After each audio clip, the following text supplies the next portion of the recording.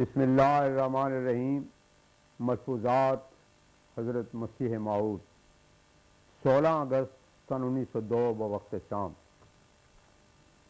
حضرت مولانا مولوی حکیم نور الدین صاحب نے ذکر کیا کہ لندن سے ایک شخص نے مجھے خط لکھا ہے کہ لندن آ کر دیکھو کہ جنت عیسائیوں کا حاصل ہے یا مسلمانوں کو۔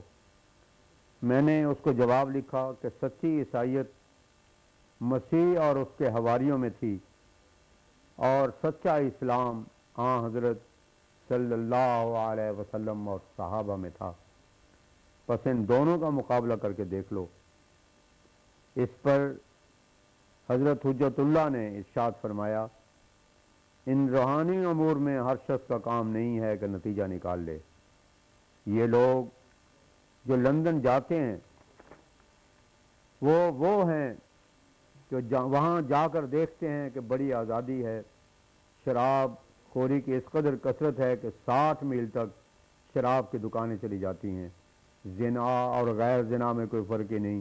کیا یہ بہشت ہے؟ بہشت سے یہ مراد نہیں ہے۔ دیکھو، یہ انسان کی بھی بیوی ہے اور وہ تعلقات زوجیت رکھتا ہے، اور پرندوں اور حیوانوں میں بھی یہ تعلقات ہوتے ہیں، مگر انسان کو اللہ تعالیٰ نے ایک نظافت اور ادراک بخشا ہے۔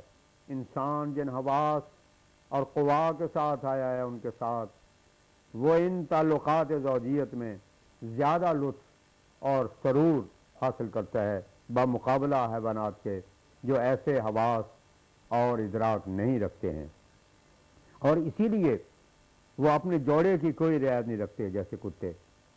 پس اگر انسان حواس کے ساتھ سرور حاصل نہیں کر سکتے بلکہ حیوانات کی طرح زندگی بسر کرتے ہیں، پھر ان میں اور حیوانوں میں کیا فرق ہوا؟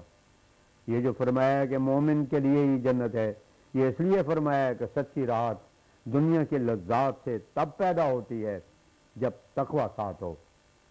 جو تقوی کو چھوڑ دیتا ہے اور حلال و حرام کی قید کو اٹھا دیتا ہے، وہ تو اپنے مقام سے نیچے گر جاتا ہے اور حیوانی درجے میں آ جاتا ہے۔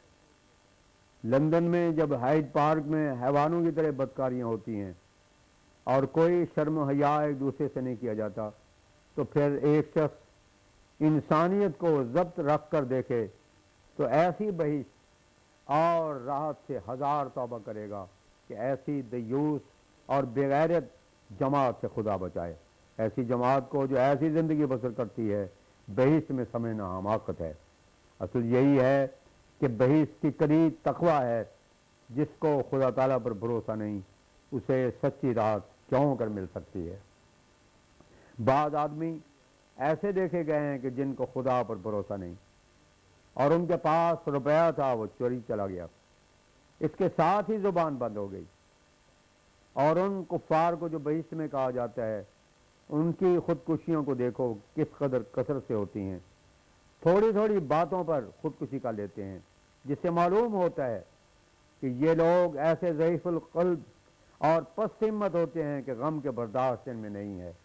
جس کو غم کی برداشت اور مصیبت کے مقابلہ کی طاقت نہیں، اس کے پاس راحت کا سامان بھی نہیں ہے، خام اس کو سمجھا سکیں یا نہ سمجھا سکیں، اور کوئی سمجھ سکے یا نہ سمجھ سکے۔ حقیقت الامر یہی ہے کہ لذائذ کا مزہ صرف تقوی ہی سے آتا ہے۔ جو متقی ہوتا ہے اس کے دل میں راحت ہوتی ہے اور ابدی سرور ہوتا ہے۔ دیکھو، ایک دوست کے ساتھ تعلق ہو تو کس قدر خوشی اور راحت ہوتی ہے، لیکن جس کا خدا سے تعلق ہو اسے کس قدر خوشی ہوگی۔ جس کا تعلق خدا سے نہیں، اسے کیا امید ہو سکتی ہے؟ اور امید ہی تو ایک چیز ہے جس سے بہشتی زندگی شروع ہوتی ہے۔ ان مہذب ممالک میں اس قدر خودکشیاں ہوتی ہیں کہ جن سے پایا جاتا ہے کہ کوئی راحت نہیں۔ ذرا راحت کا میدان گم ہوا اور جھٹ خودکشی کر لی۔ لیکن جو تقوی رکھتا ہے اور خدا سے تعلق رکھتا ہے، اسے وہ جاودانی خوشی حاصل ہے جو ایمان سے آتی ہے۔ دنیا کی تمام چیزیں معرض تغیر و تبدل میں ہیں، مختلف آفات آتی رہتی ہیں، بیماریاں حملے کرتی ہیں، کبھی بچے مر جاتے ہیں، غرض کوئی نہ کوئی دکھ یا تکلیف رہتی ہے، اور دنیا جائے آفات ہے، اور یہ امور سکھ کی نیند انسان کو سونے نہیں دیتے۔ جس قدر تعلقات وسیع ہوتے ہیں اسی قدر آفتوں اور مصیبتوں کا میدان وسیع ہوتا ہے، اور یہ آفتیں اور بلائیں انسان کے منزلی تعلقات میں ایک غم کو 50 بنا دیتی ہیں، کیونکہ اگر اکیلا ہو تو غم کم ہو، مگر جب بچے، بیوی، ماں باپ، بہن بھائی اور دوسرے رشتے دار رکھتا ہے تو پھر ذرا سی تکلیف ہوئی اور یہ آفت میں پڑا۔ اس قدر مجموعے کے ساتھ تو اس وقت راحت ہو سکتی ہے جب کسی کو کوئی بیماری اور آفت نہ ہو اور کوئی تکلیف نہ ہو۔ یہ بات بھی غلط ہے کہ مال سے راحت ہو، نرے مال سے راحت نہیں ہے۔ اگر مال ہے، صحت اچھی نہیں ہے، مثلا معدہ خراب ہے، تو وہ کیا بہشتی زندگی ہوگی؟ اس سے معلوم ہوا کہ مال بھی راحت کا باعث نہیں۔ سچی بات یہی ہے کہ جو خدا سے تعلق رکھتا ہے وہی ہر پہلو سے بہشتی زندگی رکھتا ہے، کیونکہ اللہ قادر ہے کہ وہ بلائیں اور آفتیں نہ آئیں اور مالی اضطرار بھی نہ ہو، یا آئیں تو دل میں ایسی قوت اور ہمت بخش دے کہ وہ ان کا پورا مقابلہ کر سکے۔ جس قدر پہلو انسان کی عافیت کے لیے ضروری ہے وہ کسی بادشاہ کے لیے بھی ہاتھ میں نہیں ہے، بلکہ وہ سب ایک ہی کے ہاتھ میں ہے جو بادشاہوں کا بادشاہ ہے، جسے چاہے دے دے۔ بعض لوگ اس قسم کے دیکھے گئے ہیں کہ روپے پیسہ سب کچھ موجود ہے مگر مسلول مدفوق ہو جاتے ہیں اور زندگی انہیں تلخ معلوم ہوتی ہے۔ پس ان کروڑوں آفات کا جو انسان کو لگی ہوئی ہیں کون بندوبست کر سکتا ہے؟ اور اگر رنج بھی ہو تو صبر جمیل کون دے سکتا ہے؟ اللہ ہی ہے جو عطا کرے۔ فرمایا صبر بھی بڑی چیز ہے جو بڑی بڑی آفتوں اور مصیبتوں کے وقت بھی غم کو پاس نہیں آنے دیتا۔ بعض امیر ایسے ہوتے ہیں کہ عافیت اور راحت کے زمانے میں بڑے مغرور اور متکبر ہوتے ہیں، اور ذرا رنج آیا تو بچوں کی طرح چلا اٹھے۔ اب ہم کس کا نام لے سکتے ہیں کہ اس پر حوادث نہ آئیں اور متعلقین کو رنج نہ پہنچے؟ کس کا نام نہیں لے سکتے؟ کسی کا نام نہیں لے سکتے۔ یہ بہشتی زندگی کس کی ہو سکتی ہے؟ صرف اس شخص کی جس پر خدا کا فضل ہو۔ اس لیے یہ بڑی غلطی ہے جو یوں ہی کسی کے سفید کپڑے دیکھ کر کہہ دیتے ہیں کہ وہ بہشتی زندگی رکھتے ہیں۔ ان سے جا کر پوچھو تو معلوم ہو کہ کتنی بلائیں سناتے ہیں۔ صرف کپڑے دیکھ کر یا بگیوں پر سوار ہوتے دیکھ کر، شراب پیتے دیکھ کر ایسا خیال کا لینا غلط ہے۔ ما سوائے اس کے عبادت زندگی بجائے خود جہنم ہے۔ کوئی ادب اور تعلق خدا سے نہیں، اس سے بڑھ کر جہنمی زندگی کیا ہوگی؟ کتا خواہ مردار کھا لے، خواہ بدکاری کرے، کیا وہ بہشتی زندگی ہوگی؟ اسی طرح پر جو شخص مردار کھاتا اور بدکاریوں میں مبتلا ہے، حرام و حلال کے مال کو نہیں سمجھتا، یہ لعنتی زندگی ہے، اس کو بہشتی زندگی سے کیا تعلق؟ یہ سچ ہے کہ بہشتی زندگی یہی ہوتی ہے مگر ان کی جن کو خدا پر پورا بھروسہ ہوتا ہے۔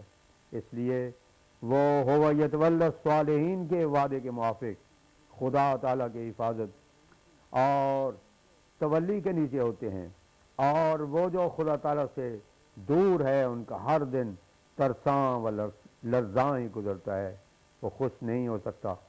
سیالکوٹ میں ایک شخص رشوت لیا کرتا تھا، وہ کہا کرتا تھا کہ میں ہر وقت زنجیر ہی دیکھتا ہوں۔ بات یہ ہے کہ برے کام کا انجام بدی ہونا چاہیے، اس لیے بدی ایسی چیز ہے کہ روح اس پر راضی ہو ہی نہیں سکتی۔ پھر بدی میں لذت کہاں؟ ہر برے کام پر آخر دل پر ٹھوکر لگتی ہے اور ایک کثافت انسان محسوس کرتا ہے کہ یہ کیا حماقت کی، اور اپنے اوپر لعنت کرتا ہے۔ ایک شخص نے تو 12 آنے کے عوض میں ایک بچہ مار دیا تھا۔ غرض زندگی بجوز اس کے کوئی نہیں کہ بدی سے بچے اور خدا تعالیٰ پر بھروسہ کرے، کیونکہ مصیبت سے پہلے جو خدا پر بھروسہ کرتا ہے مصیبت کے وقت خدا اس کی مدد کرتا ہے۔ جو پہلے سویا ہوا ہے وہ مصیبت کے وقت ہلاک ہو جاتا ہے۔ حافظ نے کیا اچھا کہا ہے، خیال زلف تو جستن نکار خاماس کہ زیر سلسلہ رفتن طریق یا یاری۔ خدا تعالیٰ غنی ہے۔ بیکانیر وغیرہ میں جو قید پڑے تو لوگ بچوں تک کو کھا گئے، یہ اسی لیے ہوا کہ وہ کسی کے ہو کر نہیں رہے۔ خدا کے ہو کر رہتے تو بچوں پر یہ بلا نہ آتی۔ حدیث شریف اور قرآن مجید سے ثابت ہے اور ایسے ہی پہلی کتابوں سے بھی پایا جاتا ہے کہ والدین کی بدکاریاں بچوں پر بھی بعض وقت آفت لاتی ہیں۔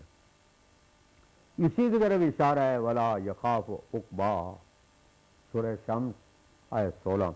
جو لوگ لاابالی زندگی بسر کرتے ہیں اللہ تعالیٰ ان کی طرف سے بے پرواہ ہو جاتا ہے۔